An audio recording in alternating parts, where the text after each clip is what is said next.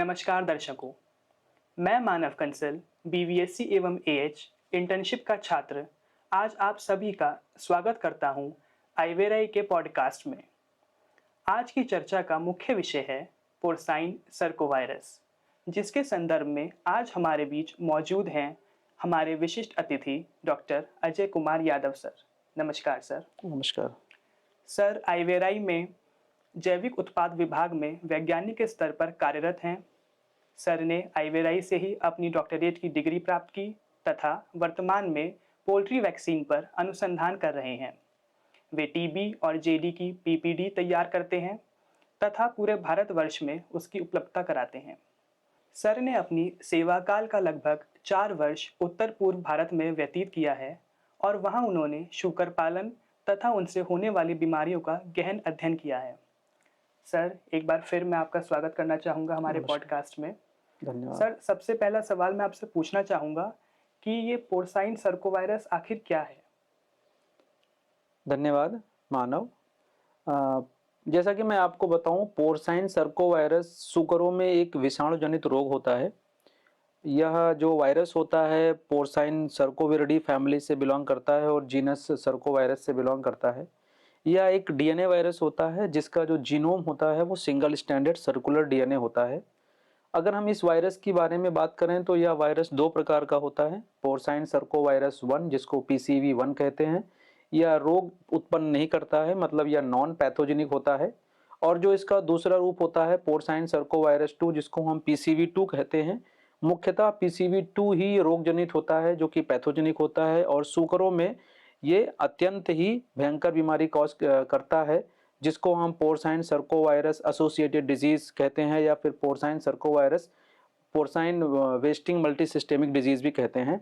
और यह वायरस बहुत ही आर्थिक नुकसान पहुंचाता है पिग इंडस्ट्री को। धन्यवाद सर।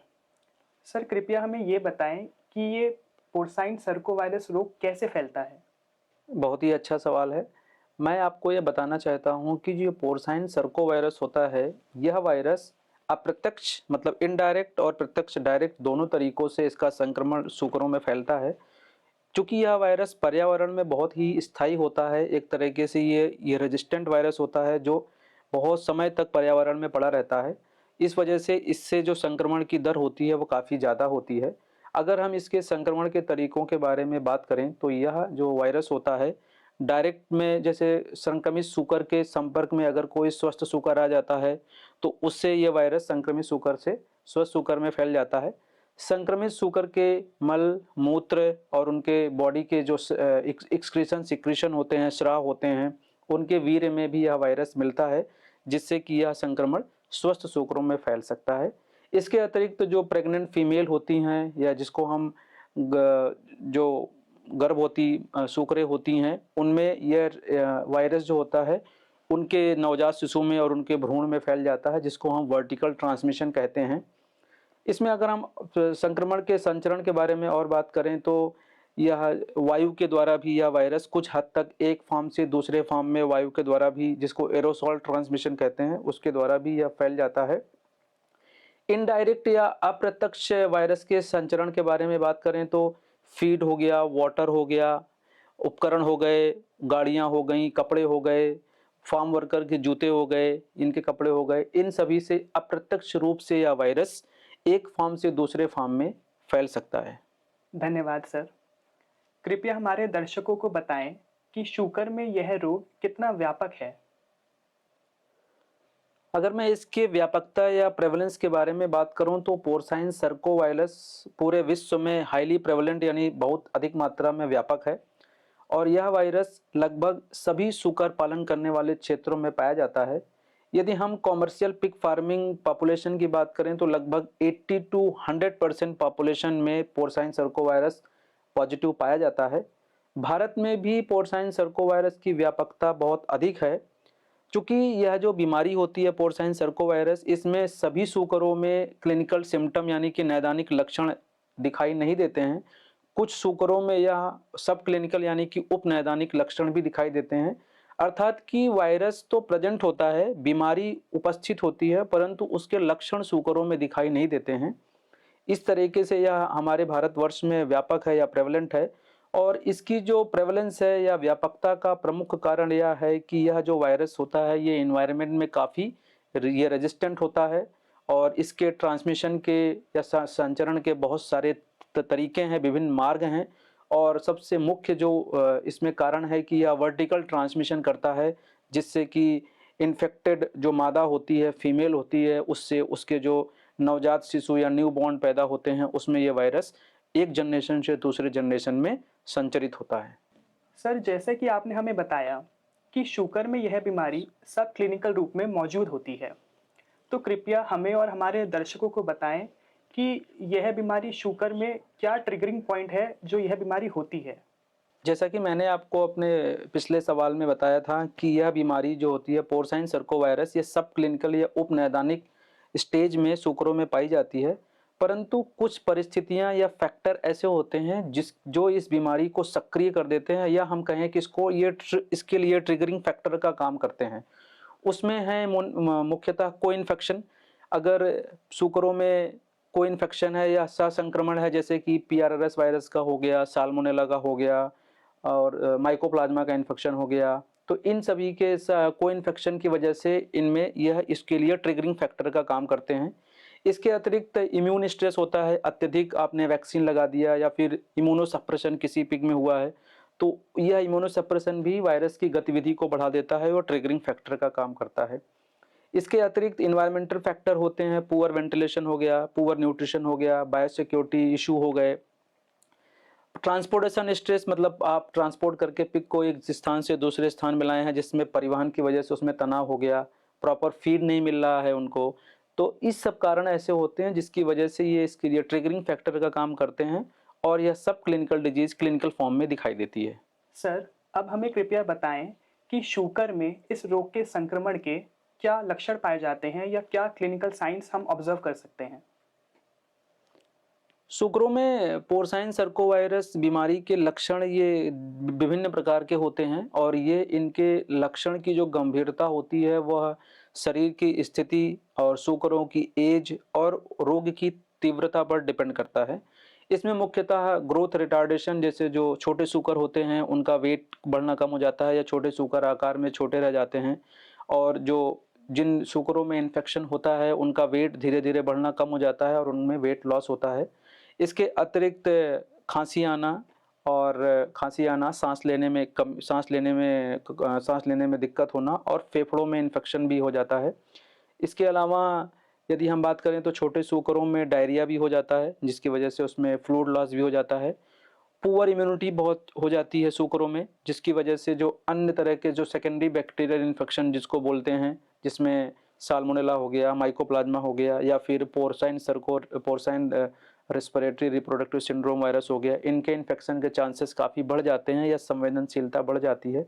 इसके अलावा रिप्रोडक्टिव फेलियर भी होता है। रिप्रोडक्टिव फेलियर में हम बात करें तो जो प्रेग्नेंट फीमेल होती हैं उनमें अबॉर्शन हो जाता है, गर्भपात हो जाता है, स्टिल बर्थ हो जाता है या फिर प्रीमेच्योर बर्थ होता है, यानी कि मरे हुए सूकरों से नवजात शिशुओं का जन्म होता है या फिर कमज़ोर कमज़ोर सूकरों का जन्म होता है जिसमें कुछ दिनों बाद उनकी जल करके आगे मृत्यु हो जाती है। तो अगर हम इसके लक्षण की बात करें तो ये मुख्यतः कई लक्षण आपको देखने को मिलते हैं और रोग की गंभीर स्थिति में जो सूकर होते हैं इनमें ये सारे सिम्टम एक साथ दिखाई देते हैं और जिनमें इनकी जो मृत्यु दर होती है वो लगभग 20 से 30% तक बढ़ जाती है। और इनमें जो लिम्फ नोड होती है जिसको हम लसिका ग्रंथियां बोलते हैं, वो गर्दन के आसपास या फिर त्वचा की और जो ग्रंथियां होती हैं वो काफ़ी इन्फ्लेमेशन हो जाती है और वो फूल जाती हैं, और जो त्वचा होती है स्किन की या पेट के पास की या कान की जो त्वचा होती है वो नीले रंग की या पीले रंग की हो जाती है। तो इस प्रकार के लक्षण हमें पोर्साइन सर्कोवायरस के इन्फेक्शन के केस में या संक्रमण में हमें सूकरों में दिखाई देते हैं। धन्यवाद सर। सर, कृपया अब हमें ये बताएं कि पीसीवी यानी पोर्साइन सर्कोवायरस का आर्थिक महत्व, इकोनॉमिकल इम्पोर्टेंस क्या है। जी हाँ, पोर्साइन सर्कोवायरस का इन्फेक्शन या संक्रमण जो होता है वो पिग इंडस्ट्री के लिए अत्यंत ही हानिकारक माना जाता है, और यह वायरस जो होता है पिग इंडस्ट्री में कई तरीकों से नुकसान, जिसे हम डायरेक्ट और इनडायरेक्ट, प्रत्यक्ष अप्रत्यक्ष दोनों तरीके से नुकसान पहुंचाता है। इसमें अगर हम इसके आर्थिक नुकसान की बात करें तो पिग में जो मॉर्टेलिटी होती है, जो रिड्यूस मॉर्टेलिटी होती है, जैसे 6 से 16 सप्ताह के जो पिगलेट्स होते हैं उसमें जो मृत्यु दर 5 से 7% होती है वो बढ़कर 20 से 30% हो जाती है, जिसकी वजह से पिग सर्वाइवल रेट काफ़ी कम हो जाता है और किसानों को सीधा आर्थिक नुकसान होता है। इसके अतिरिक्त जो इनकी ग्रोथ रेट होती है, जिसको हम जो इनकी वज़न होता है, वज़न बढ़ने की जो दर होती है वो कम हो जाती है। एफसीआर इनका काफ़ी बढ़ जाता है, जिसको फीड कन्वर्जन रेशियो कहते हैं, मतलब कि अधिक चारा खाने के बावजूद भी इनका जो वेट होता है वो बढ़ता नहीं है। और रिप्रोडक्टिव लॉस भी होते हैं, जैसा कि मैंने आपको बताया कि जो गर्भवती सूकर होते हैं उसमें गर्भपात हो जाता है और उसमें मृत्यु सूकर या फिर कमज़ोर पिगलेट का जन्म होता है, जिससे कि लेटर साइज और सर्वाइवल रेट में काफ़ी फ़र्क पड़ता है। इसके अतिरिक्त जो बीमारी हो जाने के पश्चात बीमारी को पता लगाने के लिए, यानी कि उसकी जाँच में, उसके उपचार में जो हमें दवाइयों का खर्चा करना पड़ता है किसानों को, उसका भी अतिरिक्त खर्चा किसानों को करना पड़ता है। इसके अतिरिक्त ये बीमारी हो जाने के बाद इम्यून सप्रेशन होता है, जिसे हम बोलते हैं कि प्रतिरक्षा शक्ति में कमी हो जाती है, जिसकी वजह से कई तरीके के अन्य वायरस और बैक्टीरिया का इन्फेक्शन के चांस बहुत बढ़ जाते हैं, संवेदनशीलता बढ़ जाती है। तो उनको रोकने के लिए हमें इसके लिए एंटीबायोटिक खिलाना पड़ता है सूकरों को और कई मिनरल सप्लीमेंट देने पड़ते हैं, अच्छा न्यूट्रिशन देना पड़ता है। तो वहाँ पर भी किसानों को आर्थिक नुकसान होता है। और यदि एक बार यह बीमारी किसी फार्म में डायग्नोज़ हो गई या पता चल गया तो वहाँ पर जो मार्केट वैल्यू होती है पिग की वो काफ़ी कम हो जाती है और जो संक्रमित फार्म होते हैं वहाँ से सूकरों के मांस और उनके जो बिक्री होती है उस पे प्रतिबंध लग जाता है या उस पे रोक लग जाती है। इसके अतिरिक्त अगर हम वैश्विक स्तर पर इसके इकोनॉमिक इम्पोर्टेंस या फिर आर्थिक महत्व की बात करें तो यह आंका गया है कि इन्फेक्टेड पिग के झुंड में या फिर हर्ड में प्रति सूकर लगभग 20 से 30 डॉलर का नुकसान प्रति सूकर में यह मापा गया है। सर, हम जानना चाहेंगे, यदि हमारे किसान भाई को कोई शूकर पीसीवी पॉजिटिव मिले तो उन्हें किन बातों का ध्यान देना चाहिए या क्या करना चाहिए? अगर हमें यह पता चलता है या किसी किसान भाई को यह पता चलता है कि उनके फार्म में, उनके सूकरों में पीसीवी2 विशेषकर जो रोग जनित होता है, अगर वो संक्रमण पॉजिटिव पाया गया है तो तुरंत ही बहुत ही व्यवस्थित तरीके से इसके नियंत्रण के कदम उठाने चाहिए। जिसमें कि मैं कहना चाहूँगा कि जो इन्फेक्टेड पिग हैं या फिर जो संक्रमित सूकर हैं उनको तुरंत अलग कर देना चाहिए अपने स्वस्थ सूकरों से, जिसको हम आइसोलेशन कहते हैं। और जो इन्फेक्टेड पिग हैं या फिर संक्रमित सूकर हैं उनके खाने और पानी के बर्तन या उपकरण अलग रखना चाहिए। संक्रमित सूकरों को छूने के बाद अपने हाथ, कपड़े और जूते वो तुरंत डिसइंफेक्ट या फिर सैनिटाइज करना चाहिए। और जो अपने झुंड के अन्य स्वस्थ सूकर हैं उनमें तुरंत पीसीवी2 का वैक्सीन या टीका लगाना चाहिए। पीसीवी2 का जो इन्फेक्शन होता है वो बहुत तरीके के अन्य सेकेंडरी इन्फेक्शन को की संवेदनशीलता को बढ़ाता है, जिसमें पीआरएस हो गया, माइकोप्लाज्मा हो गया, साल्मोनेला हो गया। तो अगर आपको पॉजिटिव केस मिलता है तो आप जो अन्य स्वस्थ सूकर हैं उसमें पशु चिकित्सक के निर्देशानुसार एंटीबायोटिक और सप्लीमेंट का उनमें खिलाना तुरंत शुरू कर देना चाहिए। इन सब चीज़ों का ध्यान अगर रखेंगे तो जो आपके इन्फेक्टेड सूकर से बीमारी आपके स्वस्थ सूकरों में फैलने का जो खतरा होता है या जोखिम होता है काफ़ी हद तक कम हो जाता है। सर, इस बीमारी से बचने के लिए क्या कोई टीका यानी वैक्सीन उपलब्ध है? जी हाँ, यदि मैं कहूँ कि पोर्साइन सर्कोवायरस या विशेषता पीसीवी2 के संक्रमण को रोकने के लिए पीसीवी2 के काफ़ी प्रभावी टीके उपलब्ध हैं और वर्तमान में टीकाकरण ही इस रोग से नियंत्रण का सबसे अच्छा उपाय है। अगर हम इनके टीकों की बात करें तो कई प्रकार के टीके बाज़ार में उपलब्ध हैं जो इंपोर्ट किए जाते हैं विदेश से, और कुछ केस में सर्कोवायरस और माइकोप्लाज्मा की कंबाइंड वैक्सीन भी आती है जिसको हम लगाते हैं। यदि हम इनकी वैक्सीन लगाने के लिए बात करें तो जो पिगलेट्स होते हैं उनमें 3 से 4 सप्ताह की एज में या उम्र में वैक्सीन या टीका लगाना चाहिए। जो फीमेल होती है या साऊ होती हैं उसमें उनके गर्भाधारण से पहले बूस्टर डोज लगाना चाहिए। और जो मेल सूकर या बोर होते हैं उसमें प्रतिवर्ष वार्षिक रूप से टीका हर वर्ष लगाना चाहिए, ताकि ये रोग संचरण या ये बीमारी का संचरण या इसका जो ट्रांसमिशन है ये कम हो सके। सर, कृपया आप हमें ये बताएं कि इस बीमारी को रोकने के लिए क्या हमारे किसान भाई किसी एंटीबायोटिक का इस्तेमाल कर सकते हैं? जैसा कि मैं आपको बताना चाहूँगा कि पोर्साइन सर्कोवायरस या पीसीवी2 एक तरह का वायरस यानी कि विषाणु जनित रोग है और एंटीबायोटिक का प्रयोग से हम इस रोग को रोक नहीं सकते हैं, क्योंकि एंटीबायोटिक सिर्फ बैक्टीरिया के अगेंस्ट काम करती है। हाँ, चूँकि पोर्साइन सर्कोवायरस 2 का जो इन्फेक्शन होता है, उससे कई तरीके के सेकेंडरी बैक्टीरियल इन्फेक्शन के चांसेस काफ़ी बढ़ जाते हैं। तो अगर पीसीवी2 का इन्फेक्शन आपके यहाँ पॉजिटिव या किसी फार्म में पॉजिटिव पाया गया है, तो वेटनरी डॉक्टर या पशु चिकित्सक के निर्देशानुसार आप एंटीबायोटिक का प्रयोग कर सकते हैं स्वस्थ जानवरों के लिए या फिर उन जानवरों में जिनमें यह संक्रमण हो रहा है। धन्यवाद सर, बहुत उत्तम जानकारी दी आपने। सर, हमारा अगला सवाल आपसे ये होगा कि यह बीमारी मानव में कितना जोखिमपूर्ण है या मानव के लिए कितना खतरा है इस बीमारी से? जी, जो पोर्साइन सर्कोवायरस का इन्फेक्शन होता है वो मानव के लिए किसी भी प्रकार से खतरा नहीं है, क्योंकि यह वायरस सिर्फ सूकरों को करता है। मनुष्यों में अभी तक इस बीमारी की पुष्टि हुई नहीं है, तो यह पोर्साइन सर्कोवायरस किसी भी प्रकार से जूनोटिक नहीं है। दर्शकों, अब हम बढ़ते हैं अपने आखिरी सवाल की ओर। हम जानना चाहेंगे सर कि टीके के अलावा इस रोग को किस तरह नियंत्रण किया जा सकता है या किस तरह से प्रबंधन किया जा सकता है? पोर्साइन सर्कोवायरस के संक्रमण के रोकथाम के लिए टीकाकरण के साथ साथ गुड मैनेजमेंट प्रैक्टिस, जिसको बोलते हैं प्रबंधन उपाय करना चाहिए, जिसमें हम बहुत महत्व देते हैं बायोसिक्योरिटी का। बायोसिक्योरिटी के तहत या जैव सुरक्षा के तहत हमें जो नए सूकर हम परचेज करते हैं, खरीदते हैं, उसके 2 से 3 सप्ताह तक हमें उसे क्वारंटाइन रखना चाहिए। और जो नए सूकर आते हैं उनको ऑब्जर्वेशन डेली करना चाहिए, उनका रिकॉर्ड रखना चाहिए। फार्म के गेट पर फुट डिप या हैंड सैनिटाइजर का इस्तेमाल करना चाहिए। चूहों, पक्षियों और कीड़ों का नियंत्रण करना चाहिए ताकि इससे वायरस फैलता है।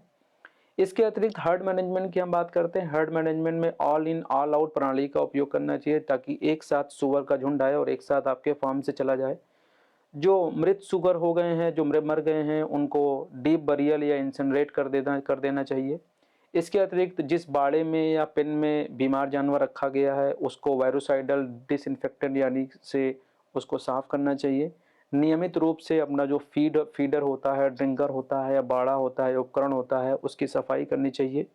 और जानवरों को या सूकरों को अत्यंत उचित आहार देना चाहिए जिसमें विटामिन, सेलेनियम, विटामिन ई शामिल हैं। और इसके अतिरिक्त इनके अपने वेटनरी डॉक्टर या पशु चिकित्सक के परामर्श अनुसार सेकेंडरी बैक्टीरियल इन्फेक्शन को रोकने के लिए आपको एंटीबायोटिक का प्रयोग भी करना चाहिए। इसके अतिरिक्त गुड मैनेजमेंट प्रैक्टिस में हमें सूकरों का रिकॉर्ड रखना चाहिए। प्रत्येक सूकर का स्वास्थ्य का रिकॉर्ड, उसकी वृद्धि दर, उसकी मृत्यु दर और उसका वैक्सीनेशन का पूरी हिस्ट्री या उसका टीकाकरण का पूरा रिकॉर्ड हमारे पास होना चाहिए। इसके अतिरिक्त हमें उचित भोजन प्राप्त कराना चाहिए। प्रत्येक सूकर को उसके बाड़े में उसके आकार और आयु के अनुसार रखना चाहिए। जो भी पिग इन्फेक्टेड हैं उनको तुरंत आइसोलेट कर देना चाहिए। इसके अतिरिक्त उनमें प्रॉपर वेंटिलेशन, जिस शेड में हम रखें या बाड़े में रखें उसमें हवा का आवागमन अच्छा होना चाहिए, ओवर क्राउडिंग नहीं होनी चाहिए जिससे हम अत्यधिक, जैसे कि एक शेड में या एक बाड़े में हम 10, 15 या 20 जानवर नहीं रखें, उसके आयु और उसके आकार के अनुसार हम रखें। तो ये सब आमतौर पर अपनाए जाने वाले तरीके हैं जो वैक्सीनेशन या टीकाकरण के अतिरिक्त अगर हम इन उपायों को या तरीकों को अपने फार्म में अपनाएंगे तो पोर्साइन सर्कोवायरस या किसी भी प्रकार की बीमारी का जो संचरण है या संक्रमण है वो काफ़ी हद तक कम किया जा सकता है या रोका जा सकता है। बहुत बहुत धन्यवाद सर, हमारे लिए आपने अपना बहुमूल्य समय निकाला और हमारे इस पॉडकास्ट में पधारे।